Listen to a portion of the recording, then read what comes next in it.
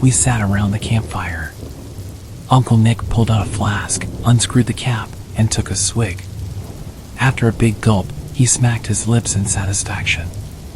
"Ah, that hits the spot," he exclaimed, wiping his mustache and passing the flask to me.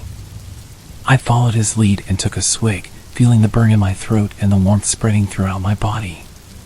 "Damn, that's some strong moonshine," I acknowledged. "Made with cedar nuts, my pride and joy." Uncle Nick beamed at my compliment.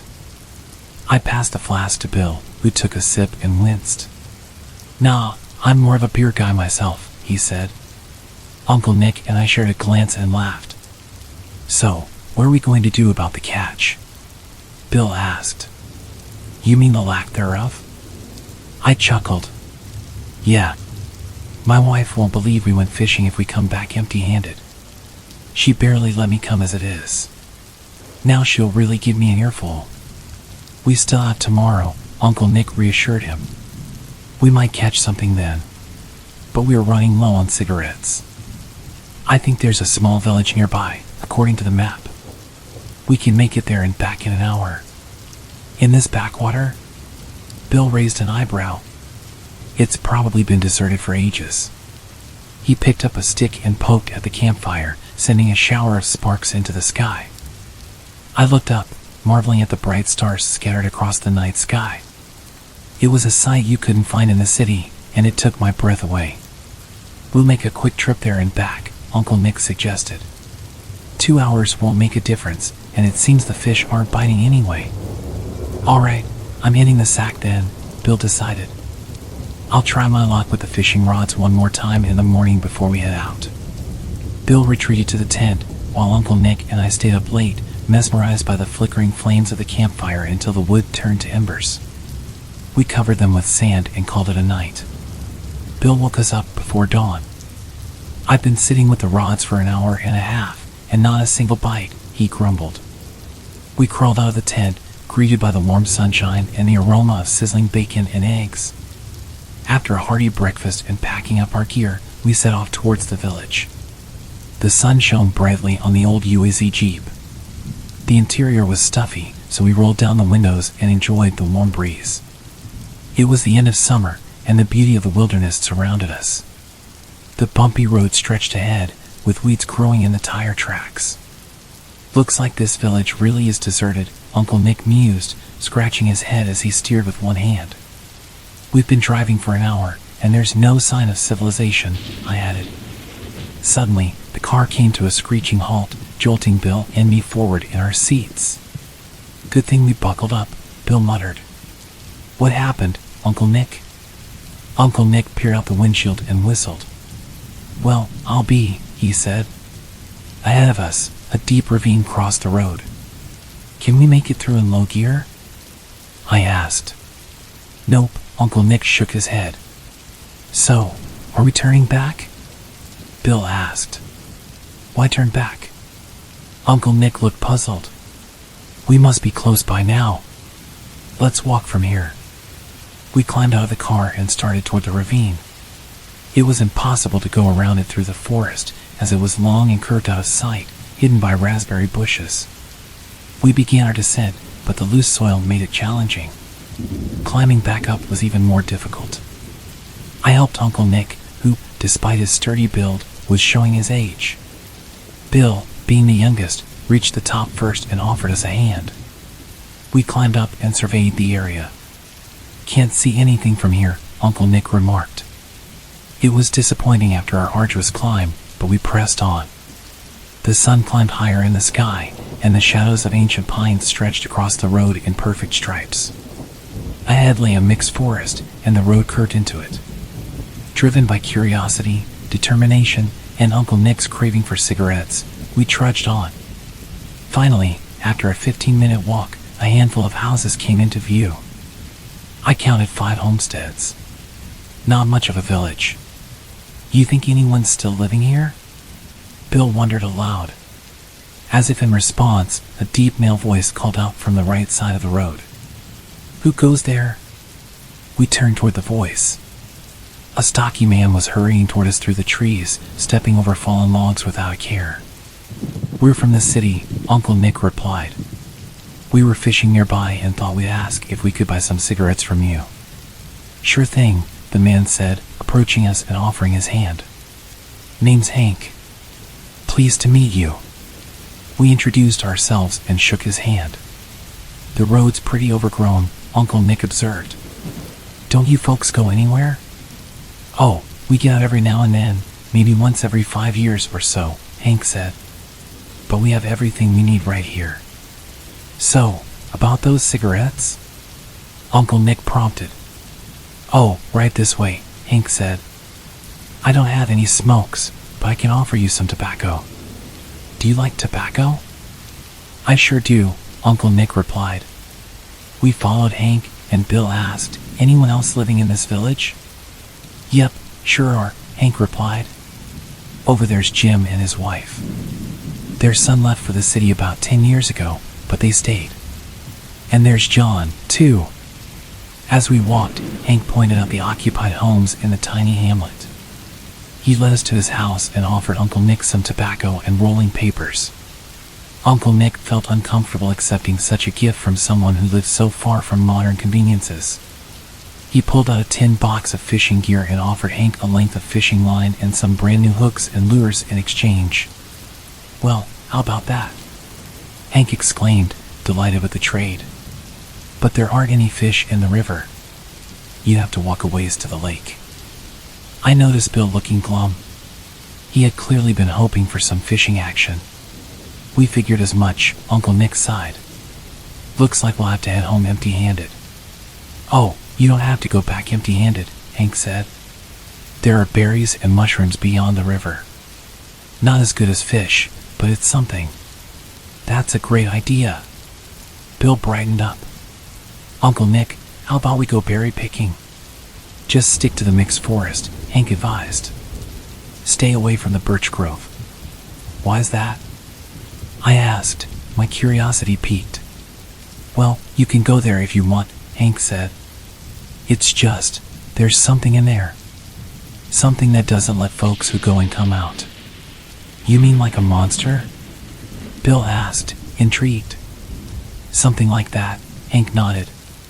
Just stay away from the birch grove, and you'll be fine. All right, we won't go there, I agreed. Can you show us how to get to the berry patch? You left your buckets in the car, didn't you? Uncle Nick asked. I have some plastic bags here, he said, pulling out a crinkly bag from his cargo pants pocket. Hank led us to an old wooden bridge that spanned a narrow stream, and then he turned back. Excited about the prospect of returning home with something to show for our trip, we eagerly ventured into the forest. Here and there among the trees, we spotted the orange caps of chanterelle mushrooms. We also found some clusters of honey mushrooms. Bill managed to collect over a pint of blueberries. We were about to turn back when we realized we had reached the edge of the birch grove. Holy moly, Bill whispered, awestruck. I looked around and saw that the ground beneath the birch trees was covered with white mushrooms. And on the mossy stumps, there were clusters of blackberries. Wow, just look at all these mushrooms and berries, Bill said. That's why he didn't want us to come here. He was worried we'd take them all. What a miser. And you even gave him your fishing gear. Uncle Nick pulled out more plastic bags for our bounty. He placed a bag filled with various mushrooms near the edge of the grove and quickly stepped into the shade of the birches, slicing the white mushrooms with his knife. We left our haul behind to avoid carrying it unnecessarily and joined him in the grove. We were so engrossed in our mushroom picking that we didn't notice the sun passing its zenith and starting its descent. I guess we should head back, Uncle Nick said, sounding weary. Yeah, I guess so, Bill replied, his eyes still hungrily scanning the abundant mushrooms and berries. Uncle Nick started toward our stash of mushrooms near the edge of the grove. I'll cover these white mushrooms with the others so the locals won't get mad at us for taking them, he said. As soon as he approached the edge of the grove, he tripped over a root, fell to his hands and knees, and our carefully collected mushrooms went flying. Darn it, he exclaimed, getting to his feet. But as he rose, he fell again. Oh no, what's happening? He cried in horror. I saw something black wrap around his leg and pull him toward the roots of the birch trees. Help, he screamed. Bill and I dropped everything and rushed to his aid. Bill grabbed Uncle Nick's hand and pulled with all his might, but Uncle Nick screamed in pain. "It's pulling my leg off," he yelled. The birch roots seemed to come alive, reaching out like the tentacles of an ancient monster, pulling Uncle Nick deeper into the earth. I grabbed Uncle Nick with one hand and pulled, but my strength was failing. Either the creature was too strong, or I was too weak. Just as I thought I couldn't hold on any longer, the creature's grip loosened, and I managed to yank them both back by half a meter. But I overestimated my strength and fell to the ground. The malicious forest wasn't done with us yet. I felt something wrap around my leg, biting into my flesh. "Let go!" I screamed. "Keep your mushrooms. We don't want them." Suddenly, the grip on my leg loosened, and I found myself lying on the ground next to Uncle Nick and Bill, who were also groaning in pain. Not sure if it was a victory or just a temporary reprieve, I jumped to my feet and grabbed my companions by the scruffs of their necks, dragging them away like kittens. We ran as fast as we could back to the village. As the dusk settled, we saw the houses more clearly, and our hearts sank. The homes were clearly abandoned, with gaping holes in the roofs and rotting boards sticking out like snarling teeth. We ran to our car as if a horde of demons were chasing us. Only when we started the engine and sped away did we begin to calm down. "I could use a cigarette," Uncle Nick said, breaking the silence. He reached into his pocket and pulled out the tobacco and rolling papers, but he didn't roll one. Instead, he threw them out the window. And from that day on, he never smoked again.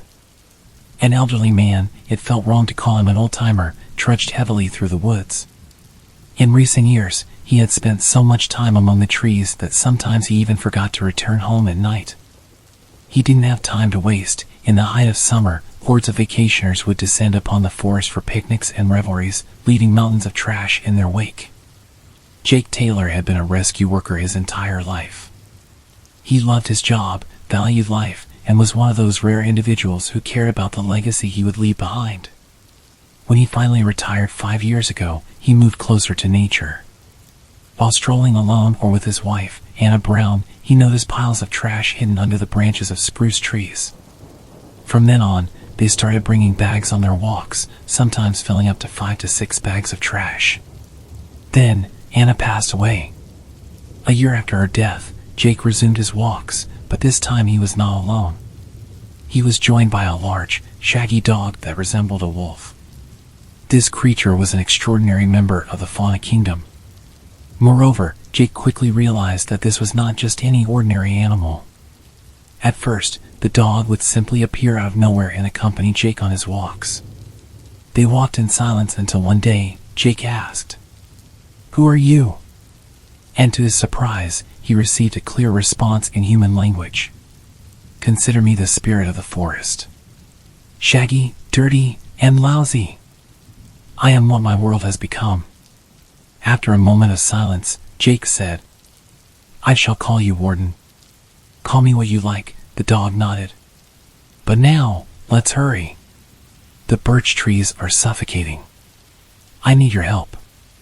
And so, they worked together to protect and preserve the forest. However, all that changed one summer. A man whose name shall not be mentioned, backed by serious people, acquired a vast stretch of the forest. It was no secret how he had managed to do so, bribes and backroom deals with the right people. This new estate included the woods bordering Jake's village. Soon, a grand manor was erected, attracting local bigwigs and members of the metropolitan elite. They partied hard, hunting, visiting the sauna, drinking excessively, littering, and even setting fire to the dry grass, nearly causing a wildfire on several occasions. But Warden was always on guard, rushing to Jake's side at the first whiff of smoke. One day, Jake had had enough.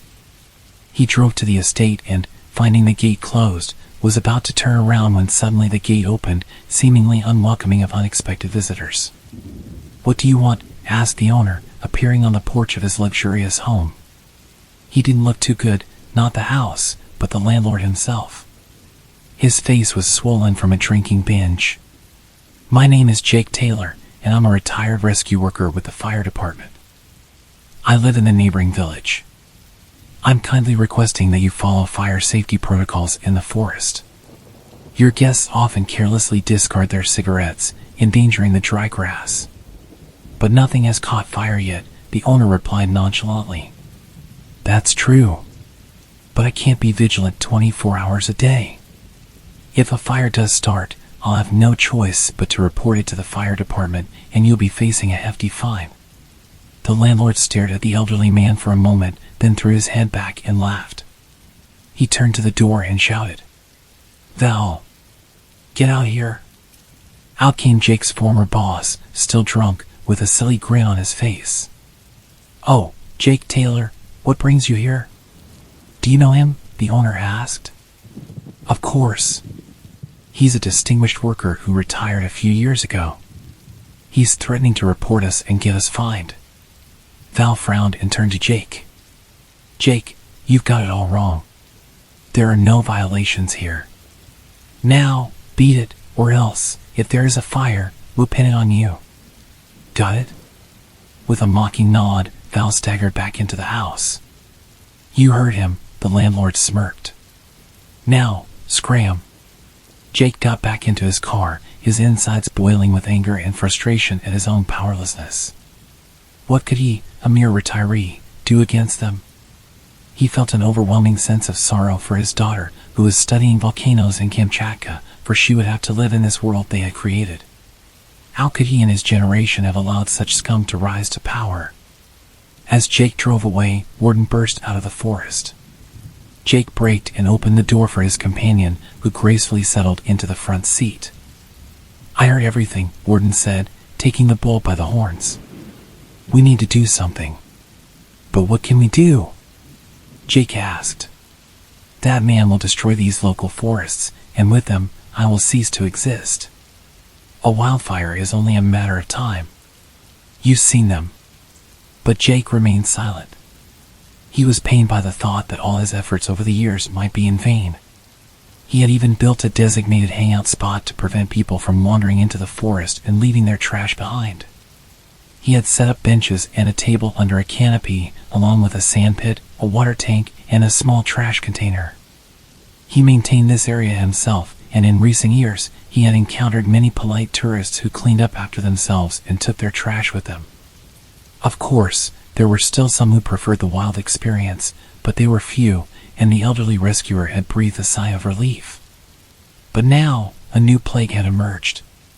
We need to make this place unattractive to them somehow, Jake said. Then they'll leave on their own. That's a good idea, Warden nodded. But how? They deliberately came out here to be away from prying eyes. Exactly. I'll write to the television station, let them film how our local officials are having fun. Warden looked at his friend but said nothing. The car stopped, and the dog, stepping carefully, disappeared into the forest. He suspected that his friend's plan would not work. These people had too much influence and control. Days turned into weeks, and summer was drawing to a close. Jake's plea to the journalists had gone unanswered, but his troubles had only just begun. First, a pile of gravel was dumped at his gate, blocking his car from leaving. Then, his gas was cut off, and his pension payments became erratic, forcing him to make frequent trips to the city. Jake understood that his fight for truth was taking its toll. And who knows how long it would have lasted if not for the very thing Jake had warned the landlord and his guests about. The forest caught fire. The elderly rescuer was in the city when it happened, and by the time he returned, the flames had already reached the manor. Forgetting his grievances, he rushed to his car and sped off to save lives. He quickly organized the arriving firefighters, showing them the best spots to collect water and explaining the unique characteristics of the local flora. He also pointed them toward a hidden road leading to the manor, concerned that there might be people trapped inside. The fire trucks raced in that direction. While helping the fire department battle the blaze, Jake couldn't stop worrying about Warden. Where was he? What had happened to him? The dog had not shown himself.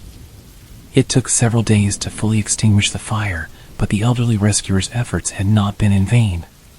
Journalists swarmed the area, investigations were launched, and some members of the regional elite were removed from their positions. The partiers left, never to return.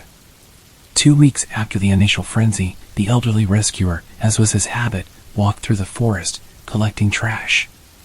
It was mushroom season, and people were flocking to the woods. One day, Jake stumbled upon a group of drunk young men. "What do you want?" one of them asked hostilely. "Mind your own business, old man."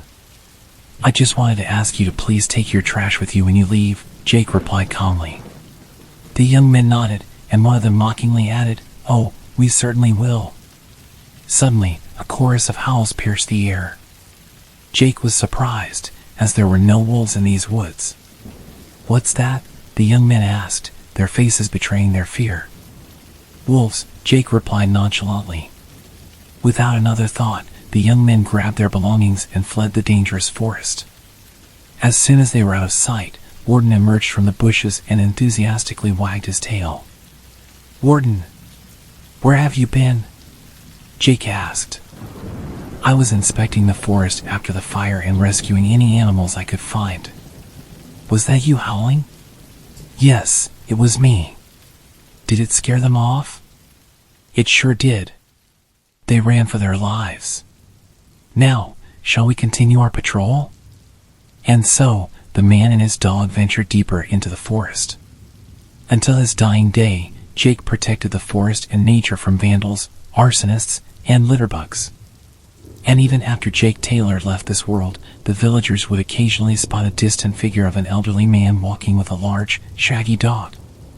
It was the middle of winter in the small town of Oakwood. Freezing temperatures and heavy snowfall had blanketed the town in a shroud of silence and isolation. Though Oakwood was relatively close to a major city, the snowplows rarely ventured this far, leaving the roads impassable, especially after heavy snowstorms. Only the wealthy owners of the rural vacation homes hired private snow removal, and that was only on holidays when they came for barbecues. The few local residents who remained in Oakwood during the winter had adapted to the harsh conditions. Those with farms were busy tending to their livestock, while the town's marginals drowned their boredom in alcohol, which never ran out at the sole local store. There were also those who valued the peace, solitude, and freedom from the hustle and bustle of city life. Most of the residents were retirees, and only a handful were under 50. The young had moved to the big cities, visiting their relatives only when the weather was favorable for travel. As in any small town, everyone knew each other, and news spread quickly. So when the lights were turned on and smoke started coming from the chimney of the lonely house on the outskirts, which had been unsold for 5 years, the residents of Oakwood perked up. Who had moved in there? Had someone bought the house in the winter? Or was it a squatter? 2 of the bravest neighbors decided to investigate, and what they found only further puzzled and piqued the interest of the locals. The house had indeed been purchased, and the new occupant was a young woman around 27 to 30 years old. She had decided to live there in complete isolation, without even a dog or a cat. Who was she? Why had she moved here? Was she running from someone? Or did she have a criminal past? Or was she mentally unstable? And all this despite her being beautiful and having an attractive figure. The new neighbor became the main topic of conversation among the local residents. Meanwhile, the girl, whose name was Melanie, was quietly settling into her new home. She hardly interacted with the neighbors and did not seek friendship. She behaved as if she lived in a parallel world where other people did not exist. Occasionally, she would drive into town in her old, battered Toyota, but she mostly stayed at home, rarely going out. Melanie's house was on the outskirts, almost in the woods. The dark windows of the empty house had once filled the locals with melancholy, but now they were warmed by the glow of light during the day and night. However, as in any settlement, Oakwood had its own societal outcasts. For local hoodlums, aged 30 to 40, spent their days drowning their boredom and depression in alcohol. Despite the fact that their parents' pensions had long since run out, they always had money. Everyone knew that these 4 were involved in robbery and theft. The police were not always able or willing to deal with them, and no one wanted to mess with these cold-blooded thugs. The more these 4 discussed Melanie, the stronger their desire to visit her became. The girl particularly intrigued Bald, the leader of the group, who had been released from prison just 6 months earlier. He tried to talk to Melanie in the store, but she didn't even deign to answer him, just giving him an indifferent look. This, of course, soured Bald's mood. One evening, Bald decided to scout the area around Melanie's house to see how easy it would be to break in. The heavy snow clouds had dispersed, and the growing moon illuminated the surroundings. It was late, and Oakwood had sunk into silence. Bald, after looking around, pulled his head up and quietly walked down the deserted street. 20 minutes later, he approached Melanie's house. The house was glowing with warm light, and smoke was coming from the chimney. Everything was as usual. Bald glanced at the forest behind the house and shivered from the cold. The frost was intensifying, but he had to finish his reconnaissance.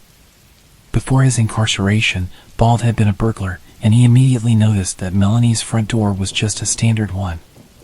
The lock was of Soviet manufacture and could be easily picked with a simple hairpin. The window frames were also old and posed no problem. Bald smirked, understanding that he could easily gain entry. But then his gaze fell on the yard. The snowfall had stopped 2 days ago, but there were no human footprints in the yard. Only a few trails of animal tracks. Maybe Melanie had a dog? But no one had ever seen her with a dog. And there were no stray dogs in the area either. Perhaps these tracks belonged to forest animals? The more Bald stared at the tracks, the stronger the irrational fear he felt. Goosebumps ran down his spine, and he felt an overwhelming desire to run away. Finally, he shook himself and quickly headed home. He walked without looking back, despite the tingling sensation that he was being watched. Bald breathed a sigh of relief as he closed the door to his house. He pondered the cause of his fear, but, deciding it was due to his relative sobriety, quickly remedied that unfortunate circumstance. The next morning, Bald, roused by the growls of his hungry stomach, trudged to the store. The sun was shining brightly, and the snow was sparkling with diamond-like glints. The frost was intensifying, and Bald huddled in his greasy parka. As he was climbing the steps to the store, the door opened, and Melanie walked out, holding a bag of groceries. "Hey, sweetheart," Bald said, blocking her way and grabbing the railing with his hands. "Lighten up that sour face. You're too proud." The girl was hit with his alcoholic breath. She wrinkled her nose in disgust and stepped back. "You're also a rude one," she exclaimed irritably. "Be a little nicer, sugar." Bald barked, taking a step towards her. Melanie's face became serious, her eyes narrowed, and she sharply struck Bald in the throat. He bent over, gasping for air, and Melanie kicked him, and he rolled down the steps. Without a word, Melanie walked around him and leisurely headed towards her house. Bald watched her go for a long time, clenching his fists and muttering curses. Now he was determined to visit Melanie with his buddies and teach her some manners. Fired up by talk of the stuck-up city girl, the buddies decided not to delay their visit to Melanie. Waiting for darkness, they dispersed in different directions across the town to avoid attracting attention, and half an hour later, all four met at Melanie's gate. The house was glowing with warm light, and smoke was coming from the chimney. A beaten path led from the gate to the house. Apparently, Melanie only went out to the store. The yard was covered in snow, and there were many dog tracks. The car parked in the yard was buried in snow and seemed to have not been used for a couple of weeks. The buddies exchanged silent glances. Bald nodded and climbed over the fence to open the gate. At that moment, a large silhouette emerged from the shadows. It was a dog, but it made no sound and moved slowly, like a shadow. "Bald, that's a wolf," whispered one of the buddies. "Look, the fluffy tail and the way it's holding it down. And it's not looking like a normal dog." "Guys, it's not alone," the other one whispered from the other side. Two more shadows emerged from the depths of the yard. The encounter with the wolf pack was unexpected for the marginals. They felt a primal fear that paralyzed them and made them run, not looking back. The morning was sunny again, but heavy snow clouds were gathering on the horizon. The frost was beginning to ease, and Bald's group gathered again. They were animatedly discussing the previous evening's adventures, washing down their fears with alcohol. They decided that the wolves, driven by the frost and hunger, had come out of the woods in search of food and had simply passed by Melanie's house. And since nothing more was heard about the wolves, they decided that the pack had moved on. In the evening, they decided to repeat their sortie. Waiting until the clock struck 11, all four approached the coveted gate. By this time, the sky was overcast with clouds, and it started snowing. It was dark, and only the windows of Melanie's house illuminated the snowdrifts with a warm glow. "The girl doesn't seem to be saving electricity at all," whispered one of the buddies. "She must be rich. There'll be something to plunder." Bald opened the gate, and they quickly entered the yard. The house was lit, but the windows were tightly curtained. The buddies tried to peek inside, but couldn't find a single crack. Suddenly, there was a howl. A deep, drawn-out howl that seemed so close that you could hear the creature taking a breath. Right behind their backs.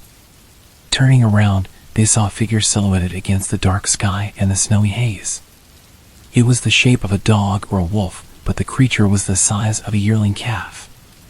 At that moment, the house door burst open, and Melanie appeared on the threshold. She was completely naked, and, silently throwing back her luxuriant hair, the girl stepped barefoot into the snow. "What the?"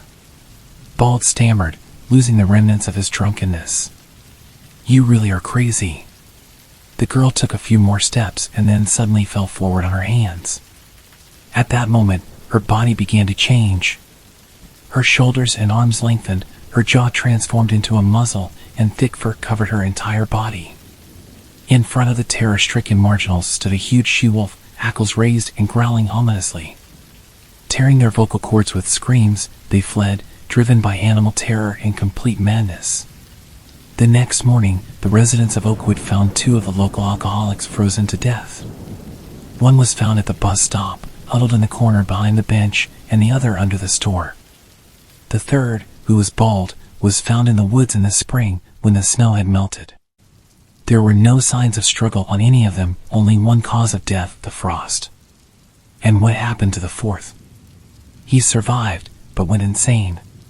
He ran home, frightening his elderly mother, and kept repeating some nonsense about werewolves and monsters. He was considered a danger to society and sent to an appropriate institution. And what happened to Melanie?